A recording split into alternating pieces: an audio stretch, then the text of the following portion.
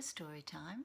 My name's Glenda, and today I have a story for you from Sweden. It's a traditional tale, and I'm going to use the flannel board for it. The name of the story is Soup from a Nail. Once upon a time, there was an old woman who was sitting alone in her house. She heard a knock at the door, and when she opened it, in came a ragged old beggar man.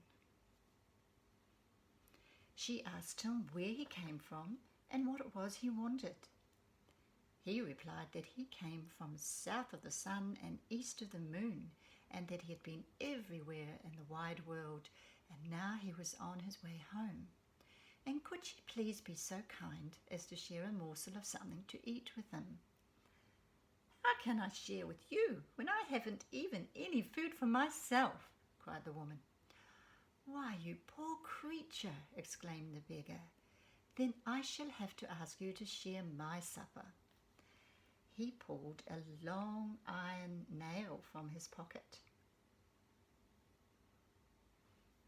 "I have used this many a time on my travels, but there should still be some magic left in it."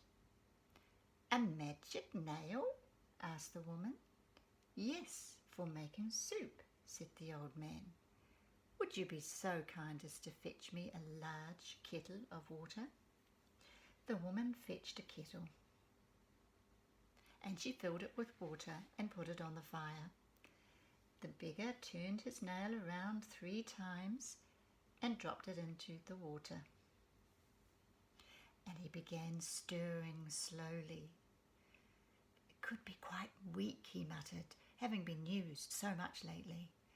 "Yes, an onion would certainly help, but we shall just have to do without." Then the woman suddenly remembered where she had an onion tucked away, and soon it was in the pot. "A wealthy man I stayed with last month insisted on putting some carrots and beets into the soup, but of course that is not necessary for simple folk like us," said the beggar. The woman searched and managed to find some carrots and beets, which soon joined the onion in the pot. "And of course when I made this magic soup for the king, he insisted on some oatmeal for thickening and some salt and spices for taste, though these things won't be necessary for simple folk like us." The beggar smiled at the woman and winked. "No, no," she insisted.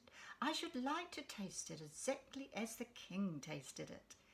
And she brought out oatmeal, salt and herbs, letting them fall into the pot as the man stirred. When at last the soup was ready, the woman spread her best cloth on the table, and she brought out a bottle of wine. When she tasted the soup, she declared that she could scarcely believe that it had been made from just one ordinary looking nail.